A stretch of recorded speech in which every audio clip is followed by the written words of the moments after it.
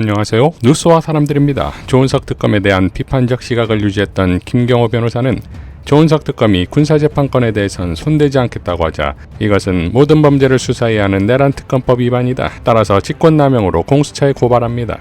이어 다음날 조은석 특검은 김용현을 추가 기소하겠다고 밝혔습니다. 조은석 특검은 특별검사 임용 후 경찰, 검찰과 협력하여 필요한 준비를 마친 후 기록을 인계받아 2025년 6월 18일 수사를 개시하고 2025년 6월 18일 야간에 전 국방부 장관 김용현을 위계에 의한 공무집행방해, 증거인멸교사로 공소 제기했다. 향후 법원의 신속한 병합과 추가 구속영장 발부를 요청하는 절차를 신속하게 진행할 예정이다. 라고 밝혔습니다. 자, 이러한 조은석 특검의 조치에 대해 김경호 변호사는 조은석 특검에 대한 고발을 취하했다. 민주시민의 특검으로 민주시민과 소통 강화를 기대한다. 라고 밝혔습니다. 자, 지난 보석 허가로 반발하며 조금 있으면 그냥 석방인데 뭐하러 조건 달고 나가냐며 배째했던 김용현 측이 이번 추가 기소에 대해 강력 반발했습니다. 김용현 측은 조은석 특검은 현재 20일간의 수사 준비 기간 중에 있어 공소 제기할 권한이 없음에도 불구하고 법률상 권한 없이 함부로 김 전 장관에 대한 기소권을 행사했다. 특검이 직권을 남용하여 불법 기소하면서 확인되지 아니한 김 전 장관에 대한 수사 내용까지 공표한 것은 내란 특검법상 수사 내용 공표죄 및 형법상 명예훼손죄에 해당한다. 조 특검을 서울중앙지검에 고발하겠다. 라고 밝혔습니다.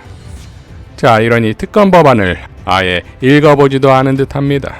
특검법에는 특별검사는 임명된 날부터 20일 이내에 직무 수행에 필요한 준비를 할 수 있고 그 기간 증거인멸을 막기 위해 신속한 증거 수집이 필요한 경우 관련 수사 진행 및 인계받은 사건에 대한 공소유지를 할 수 있다고 되어 있습니다. 김영민 의원도 3특검법은 특검의 준비기간인 20일 내에도 필요하면 수사 등을 할 수 있게 설계했습니다. 기존 특검들이 준비기간 동안에는 수사를 할 수 없었던 것과 분명한 차별을 두었으니 각 특검은 신속한 구속을 통해 증거인멸을 막기 바랍니다. 라고 밝혔습니다. 자, 김용현은 남은 평생 단 하루라도 바깥 공기를 맡아볼 기회를 스스로 걷어찼고 이제 살아서는 사회로 나올 일이 없을 것 같습니다.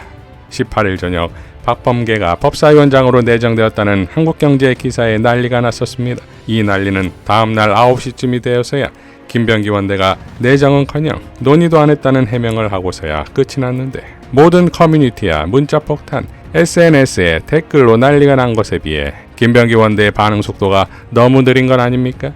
또한 이런 가짜 보도를 낸 언론사에 대한 조치가 필요합니다. 이번 기회에 김병기 원대는 당원 주권의 위력을 실감했을 것이고 혹시나 박범계에 대한 생각은 저 멀리 안드로메다로 직행했을 것이고 법사위원장에 대해 얼마나 강력한 지지자들의 열망이 있는지도 확인했을 것입니다. 국회 역사상 최고의 법사위원장으로 자부할 수 있는 정청래 의원이 차기 법사위원장에 대한 여러분의 걱정을 잘 알고 있습니다. 여러분들의 뜻에 따라 잘 될 수 있도록 조율, 조정 노력하겠습니다. 라고 새벽 2시에 낸 메시지처럼 지지자들에게 희망을 주어야 할 것입니다. 이종석 국정원장 후보자의 청문회가 정보위에서 열렸는데 질문 내용을 보면 사실상 조태용 수사입니다. 12상 비상계엄 내란 쿠데타 시기에 국가정보원의 역할이 과연 무엇이냐에 대해서 국민들의 의혹이 상당히 갖고 있습니다. 국가정보원법 제4조에도 보면 국가정보원은 내란 및 외환의 죄에 관련한 사안들에 관한 정보를 취합하여 보고한다. 정보를 수집하여 보고한다. 이게 국가정보원법에 있는 임무예요. 그런데 실제로는 해당 사안 자체에 대해서 전혀 진행되지 못했습니다. 즉 윤석열 비상계엄 내란 관련한 기소와 재판의 과정을 보면 실제로 2004년 3월에서 4월 경부터 비상계엄에 관한 모의, 그 다음에 여러 가지 회의들이 진행이 됐고 절차적 과정들이 진행이 됐던 과정을 국가정보원은 전혀 인지한 건지, 인지하지 않았는지에 대한 것도 불분명하고 그에 따른 조치도 없었다는 거죠. 이 문제는 저는 국가정보원장으로 취임을 하면 반드시 사실관계를 확인할 필요가 있다고 말씀을 드립니다. 세 번째는 대통령의 비화폰 사용 내역 관련해서 대통령과 홍장원 1차장 간의 비화폰 통화 내역을 대통령실의 박종준 대통령 경호처장과 조태용 원장 간의 대화를 통해서 비화폰 사용 내역이 삭제된 경우에 이것도 대단히 중요한 사안이라고 저는 봅니다. 제가 이제 북한 평양 무인기 얘기를 잠깐 해볼게요. 분명 국정원에서 보고서가 작성됐을 거예요. 그렇죠? 그거는 예 그렇게 아니, 인단하시긴 어려울 것 같습니다. 예. 질의 답변서에 보니까 대한민국 것이 아니라고 볼 수 없다? 뭐 이런 표현, 애매모호한 표현으로 와 있던데, 평양 무인기와 관련돼서. 아니, 평양의 무인기가 추락이 되고, 그리고 날짜가 공개가 되고, 그렇죠? 그리고 국방부 훈령을 위반하고, 군영법을 위반하고, 그 다음에 형법을 위반해서 북한에 무인기를 보냈단 말이에요. 그러면 국정원에서 이거와 관련된 분석 보고서가 없다라는 건 이해가 안 될 것 같은데요? 그 정도로 예, 국정원이 허술합니까? 비공개 회의에서 예, 답변드리겠습니다. 말씀해 주실 거예요? 정말 해주실 거예요?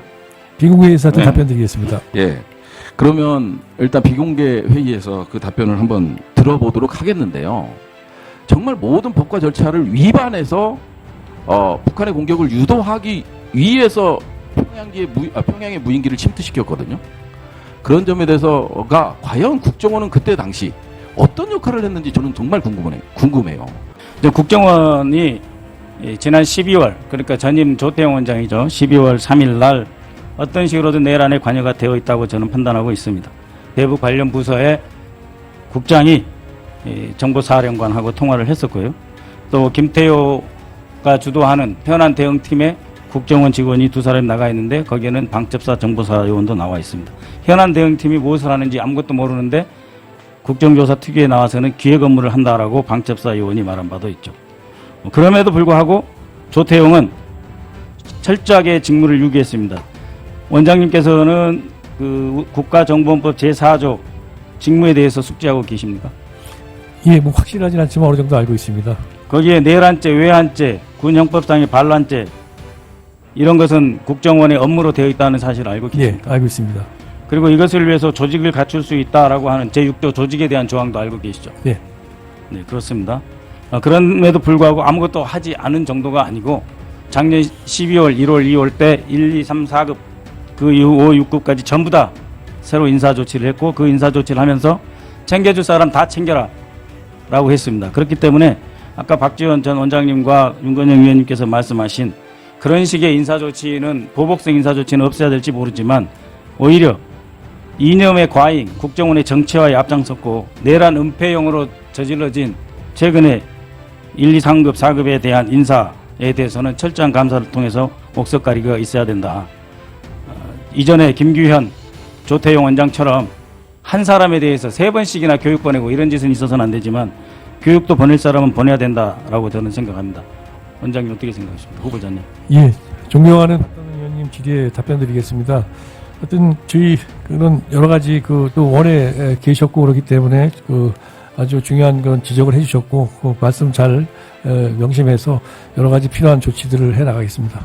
국정원법 제4조 직무에 2호가 있습니다. 거기에는 그 국가 안전보장에 한정된 국가 기밀을 취급하는 인원에 대한 보안 업무가 있습니다.